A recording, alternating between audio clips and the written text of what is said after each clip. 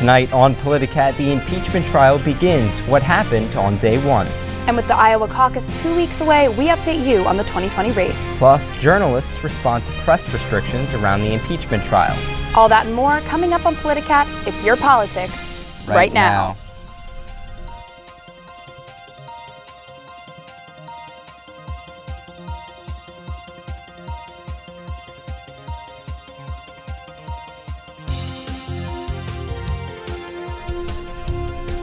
Good evening and welcome to Politicat. I'm Amanda Rooker. And I'm Justin Sweetwood. We start this week with impeachment. 1 p.m. Eastern Time today marked the start of the President Donald Trump's impeachment trial. The first day was dominated by debate over the resolution Senate Majority Leader Mitch McConnell released last night, which laid out the rules for the trial. The rules give the House of Representatives and the White House each 24 hours to present their arguments. 2 amendments to subpoena certain White House and State Department documents were tabled today. Tomorrow, provided Schumer offers no further amendments, will begin the House's 24 hours to present their argument. While the House impeachment managers did have a chance to speak today, it was on the importance of the sought documents rather than on presenting their case. It remains unclear just how long the trial will last. However, Republicans are pushing to finish the trial prior to Trump's State of the Union address on February 4th. For more on this, we'd like to welcome our panel. We have Zack Miller from North by Northwestern and Dylan Clausen from the NU College Republicans. So Zack, why did the Democrats want these documents? So the Democrats wanted these documents because it's going to lay out in concrete terms what happened, why it happened, and try to subvert the narrative that nothing wrong happened here. The Trump legal team, including now Ken Starr and Alan Dershowitz, is going to be hammering on the point that everything was okay. These are the normal duties of the president. And they want the documents to prove that no, in fact, there was some corrupt intent and the Republicans do not want the documents getting out. Okay, well, in your opinion, how important would you say these documents are? You know, I think a lot of the evidence that we already have outlines the nature of the phone call. It outlines the communications between Trump and Zelensky, and it makes it pretty clear that there was a quid pro quo. It's all going to come down to whether or not 2/3 of the Senate believe that that's an impeachable offense. Dylan, would you agree with that? I would say these documents, in essence, well, because the impeachment was already passed by the House, the House Democrats must not view them as vital to the impeachment trial. Otherwise, they would have held this up, seeing as it was such an important case for them. You know, they pushed this through very quickly and then waited about a month because I think after they passed the resolution, there was a realization that the 2 articles that they had passed did not include any crime, which therefore really doesn't have an impeachable offense.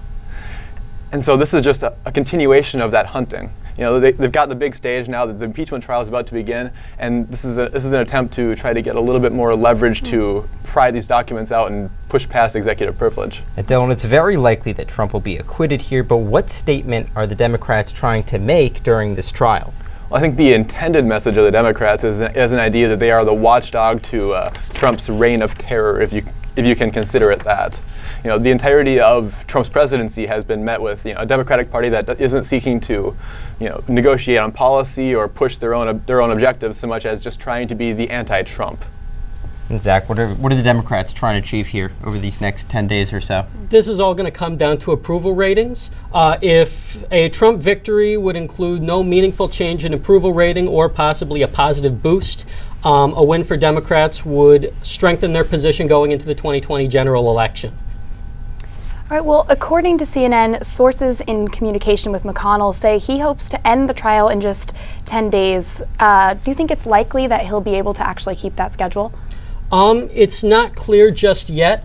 We still haven't agreed to how many witnesses or if there will be witnesses at all. It's not clear what new evidence will come out. And so it's going to come down to, can the Democrats filibuster this, or can they change the rules in order to get some substantive display of evidence against the Trump administration? Okay, and do you think it's important for McConnell to rush through this process? Oh, absolutely.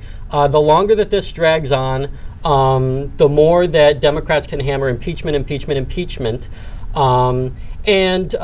However, there could be an alternate universe in which Trump is able to defend himself so well that it damages Biden, who is likely to be his general election opponent, depending on how the primaries go, by saying Hunter Biden over and over, and showing that there could be some corruption with the Bidens in Ukraine, which at this point has been somewhat debunked. Yeah. Dylan, do you have any comment on that in terms of the damage potentially to Biden? What would you say? Well, the longer this trial goes, the worse it is for Biden. That much is absolutely clear because he and his son are caught at the center of this. The entirety of this is going after Biden, both Joe and Hunter's corrupt dealings in Ukraine. But I guess investigations never occurred on this, so the degree of that corruption is still up in the air. But the further this discovery phase trial goes, because it's not so much a trial as it is a discovery phase for House and now Senate Democrats. But the longer this goes, the more information we have, the more we are likely to see that damages Biden. Yeah, Dylan, I want to talk about a couple of the Democratic candidates. Senators Warren, Sanders, and Klobuchar all will be in D.C. this week as jurors in the trial, and they won't be able to be campaigning in Iowa. What effect do you think that will have on their campaigns? Yeah, and we've already seen that Biden just canceled an event that was scheduled for tomorrow in Iowa, which has been replaced by a tour on his behalf by Alexandria Ocasio-Cortez. So this will definitely have some impact on their ability to campaign, especially with the Iowa caucuses coming up in just a couple of weeks. Whether that will actually show any meaningful change in the polls, I don't think it'll make a meaningful difference. The trial isn't going to give them any press attention necessarily, but voters' minds that are likely to change in the next couple of weeks are not likely to be influenced by this impeachment trial. Zach, do you think Warren, Sanders, and Klobuchar are at any disadvantage right now, not being able to be in Iowa so close to the Iowa caucuses that mean so much? I think that their best bet is to be on stage at this impeachment trial because it could be a potential coup to get that blood in the water moment on the Senate floor, much like Kamala Harris got during the Barr hearings, during the Kavanaugh hearings. And really kind of dug into witnesses, dug into important people, and showed how prosecutorial she could be. If any of those three senators could do the same thing, that could be a huge plus to their campaign. I think they're right where they need to be. Do you think Mayor Pete Buttigieg, many say he was leading in Iowa, can capitalize on some of this momentum because Sanders and Warren and Klobuchar are not in Iowa right now? Joe Biden is in the headlines. Do you think this is a chance for Mayor Pete to gain some steam in Iowa? Absolutely. He can, still be doing pancake fundraisers, going around shaking hands, kissing babies. But, I still think that the bigger plus is to be on TV in front of the whole nation, to get the New York Times alerts with your name on it. That's going to be the place where they need to be. But if Pete Buttigieg can work that into his message in Iowa and capitalize on being there on the ground, that could help him as well. So in terms then of the Iowa caucus, do you think then it's more important to get this TV recognition than it is to be really giving a man on the ground presence, talking to people in Iowa? You think it's going to have more impact with them being at the trial and being on TV? Personally, I do. The Iowa caucuses are not perfectly representative of the voters. It's kind of like a loaded dice roll. No candidate has over 50% or even close to 50% of the vote needed.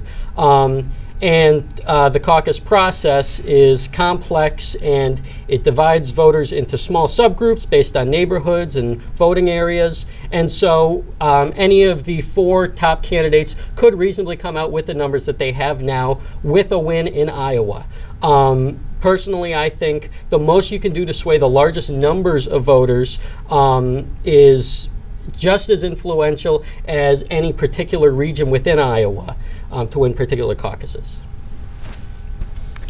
Dylan, what are your thoughts? Do you agree? Do you think that impeachment really is going to hurt or help the campaigns of these candidates? I think the three senators who are on the campaign trail are likely to see a little bit of a dip from this. When they're in the Senate chambers on this trial, they're not the center of attention anymore. The attention is on Trump. The attention, to a degree, is on Biden, who's kind of caught up tangentially in this. And then amongst the other senators, it's going to be Schumer, it's going to be McConnell, potentially the swing votes on procedural things, or even the final vote could be Doug Jones, Suzanne Collins. We're going to see people who are not running for office see a lot more time on TV than those who are, and they might easily just get lost in the noise. All right, Dylan, thanks so much. We'll be back with more Politicat after this break. At Northwestern, we're Wildcats in every way.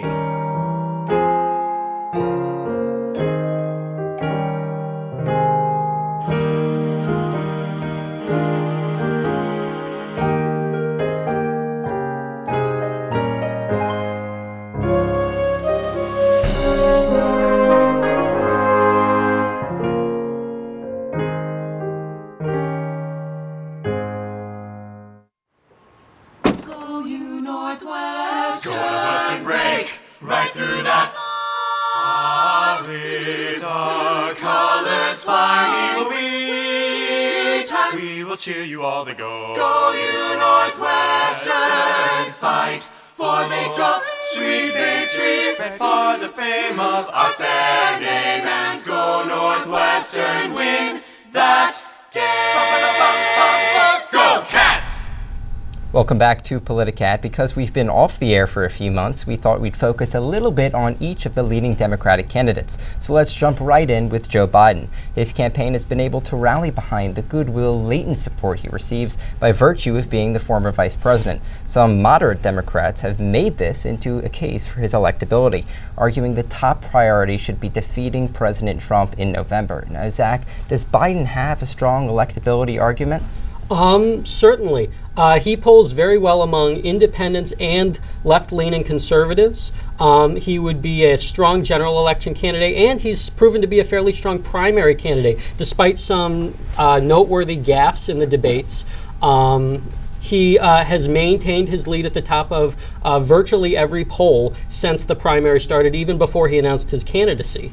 I think he has a very strong chance going in. But again, even the best news for Biden is about 32% in a national poll. That's not necessarily enough to win a primary. So Dylan, what about this latent support? Do you think it's going to wane as the election continues, as the primaries go on? I think as we see some of the lower polling candidates drop off, I don't see many of them immediately turning to Biden as their number two. There's a lot of the candidates who are polling closer to the 2 to 5% tend to be more on the progressive side of the Democratic Party, and are more likely to find their new home with Bernie Sanders or with Elizabeth Warren. All right. Well, yeah, let's move on then to that Vermont Senator Bernie Sanders. While he's still behind in the national polls, the Sanders campaign has especially strong grassroots support. Bernie outraised rival candidates by around actually $10 million in the final quarter of 2019, and his volunteers have made 5 million phone calls over the first 2 weeks of January. So, Zach, how much do you think his energized base will actually be able to influence results in early states like Iowa and New Hampshire? Again, Iowa's like a loaded dice roll. More support helps, but you could have a candidate come through with only 15 to 20% of the vote. Bernie's been able to carry his supporters from the 2016 primary straight through at least a large proportion of them. And I think we could reasonably expect a Sanders win just as much as any of the other candidates. Mm-hmm. And Dylan, what do you think about that energized base? Do you think that will really carry him through or not? Well, it really is remarkable the kind of grassroots base that Bernie Sanders has found himself with, especially, and I find or expect them to be especially energized following the CNN and Elizabeth Warren hit job in the previous debate and the time around surrounding that. I do expect Bernie Sanders, I don't know if he wins Iowa, but I do expect him to win New Hampshire, and that might carry him well into further rounds. He's got he's got progressive policy positions that he's held for a long time, and I think progressive Democrats who see their lower percentage polling candidates drop off are going to find a little bit of comfort in somebody like him. Now, Dylan, you just mentioned Elizabeth Warren before. The big news for her has been that she, along with Senator Amy Klobuchar, have received the endorsement of the New York Times. Do you think this will carry much weight for Warren, and how much do you think it'll affect voting in early states? I think the endorsement from the New York Times will do almost nothing for either of their campaigns. I do find it a bit peculiar that they chose to endorse two candidates, one who's polling well and one who's polling quite poorly. But I don't expect it to have any significant impact in early election results. And Zach, what about Klobuchar? Because I think a lot of people were expecting the New York Times to endorse Warren or a leading candidate, but Klobuchar is still not polling very high nationally, but still almost very unexpected that the New York Times would endorse her. What effect do you think this will have in her campaign? Do you think it will boost some of her polling numbers? Does she have an actual shot in Iowa? It's hard to argue that she has a good shot in Iowa.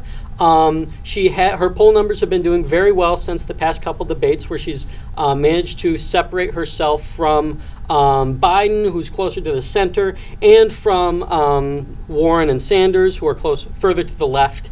I think Klobuchar, this is going to probably keep her from dropping out anytime soon. But if she can't pick up any of the early states, she promised to deliver Midwest votes. And so I think her campaign is going to hinge on, can she deliver on that promise to swing the Midwest? Do you think she will be able to deliver? What do you expect to happen in Iowa? Again, loaded dice roll. I think that she may do well in exit polls. I don't expect her to win. Right, and a candidate we haven't talked about yet. Let's talk about Mayor Pete Buttigieg.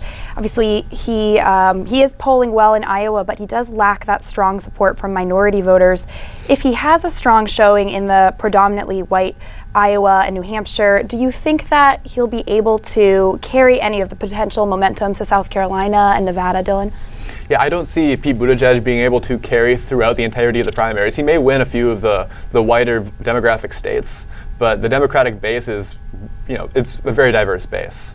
And Buttigieg has had a hard time picking up on those core components of that base. So I don't see winning white states changing how he performs in other states.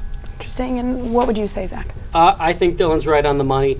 It's hard to see. Pete Buttigieg has been doing very well in this last section of the campaign, but I don't know if that momentum is going to be enough to deliver any more than, if he wins Iowa, if he wins New Hampshire, that's enough to keep him in. But I don't know if that's enough to carry him through some of the larger states down the road. Now, Zach, I think this is raised a larger question. Should Iowa necessarily always be voting first? Is it the best representation of the rest of the country? Do you think that Iowa should be voting first every year, or that it should be mixed up a little bit? Oh, absolutely not. There was an interesting article I read that, in fact, the most representative state in terms of race and income and all various demographic is Illinois, in fact, where we are now. Iowa is, it's much whiter, it's much more rural, and it doesn't necessarily represent the interest of all of America. I would much rather see something like a Super Tuesday, where you have a cross section of various states, which can give voters a impression of, okay, this is what people all across the board are thinking. Dylan, I just want to get a really quick response from you. What is your take on whether Iowa should be voting first? Well, particularly with the Democratic primary, Iowa makes no sense to start off your primaries with. It's not representative of that party's base whatsoever. It makes a lot more sense for the Republican Party primaries in the sense that it's a white and it's a very rural demographic. But I fully agree with the idea that multiple states should be voting on the first day of primaries to get a better cross section. All right, well, we're going to have to leave it there for now. We'll be back with more Politicat after this break. At Northwestern, we're wildcats in every way.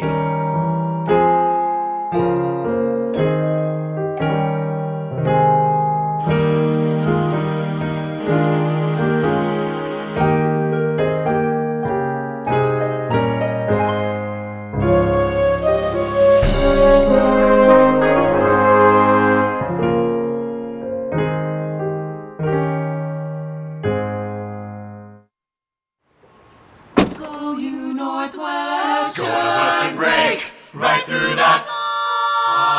With our colors flying, we will cheer you all the go. Go you Northwestern, fight for victory, sweet victory, for the fame of our fair name, and go Northwestern, win that game. Go Cats! At Northwestern University, we are pioneering innovation and achieving excellence across every imaginable discipline.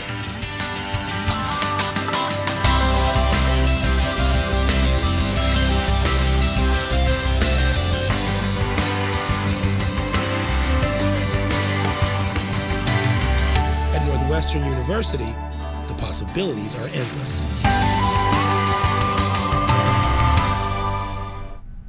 2020 began with heightened tensions between the United States and Iran following the U.S.'s targeted killing of Iranian General Qassem Soleimani. While the situation appears to have de-escalated, many are still concerned about the possibility of war with Iran. Last week, NNN's Washington correspondent Joey Safchik went to an anti-war protest in D.C. organized by the Women's March. The message today: when the people lead, the politicians follow. Some members of this crowd behind me are risking arrest as they urge elected officials to avoid war with Iran at any cost. A song echoes in the rotunda as former military personnel join activists getting arrested while protesting war with Iran.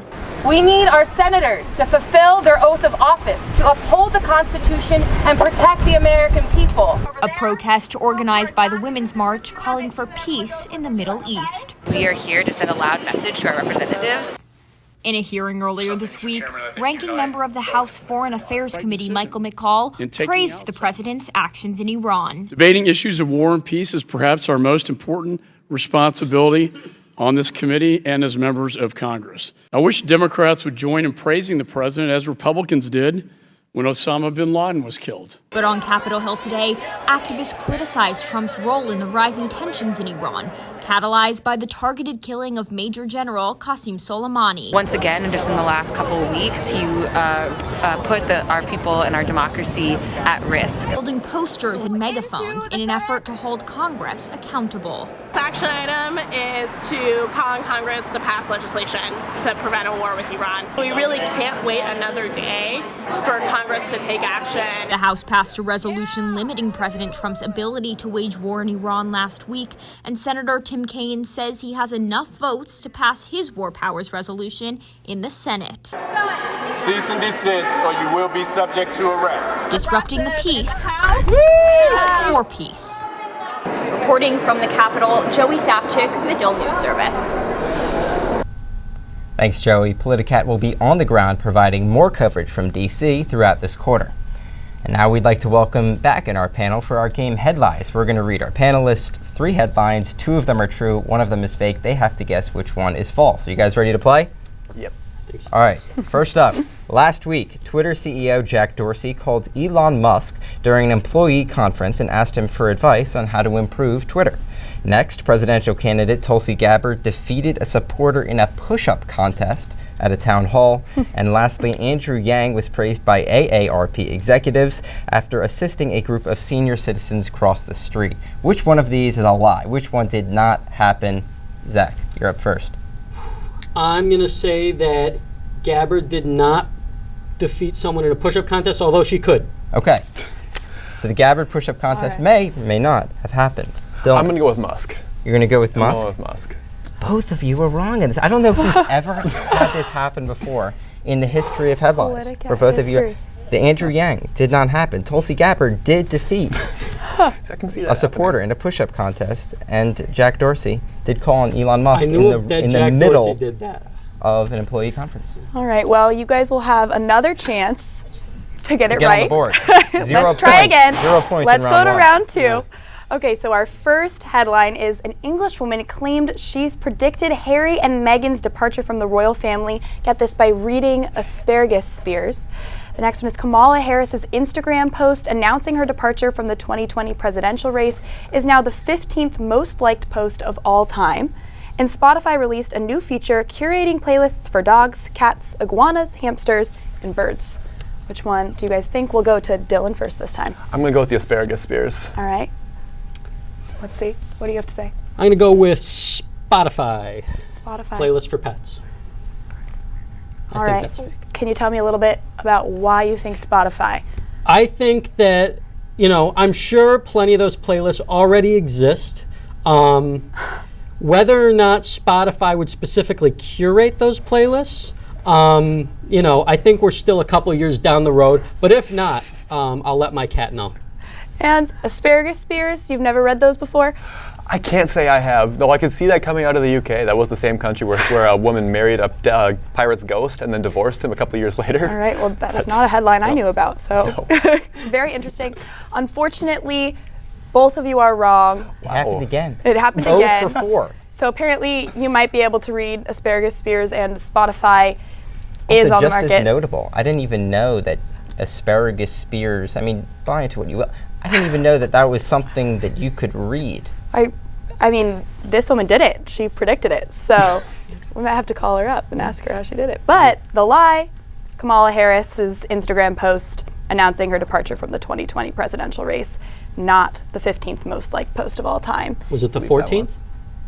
She only has 2 million followers, I think it was. Okay. So that'd be a little stiff. Yeah, that's not enough for 15th most all time. We thought by giving a very specific detail there, maybe we throw you off. And we did. Looks like it worked. 0 for 4. I don't know, we should be celebrating that. Oh man, well, you know what? That's it for Headlines this week. Thanks for playing, guys. You gave a good effort. We'll be right back. At Northwestern, we're Wildcats in every way.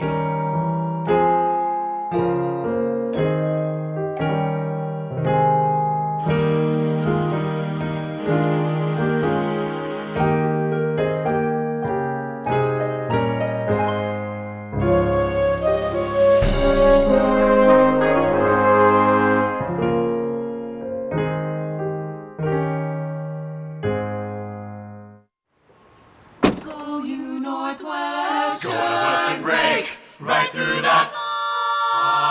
With our colors flying, we will cheer you all to go. Go you Northwestern, fight for victory, sweet victory, for the fame of our fair name, and go Northwestern, win that game. Go Cats! Before we go tonight, Andrew Rowan is going to catch you up on a story you might have missed. Andrew?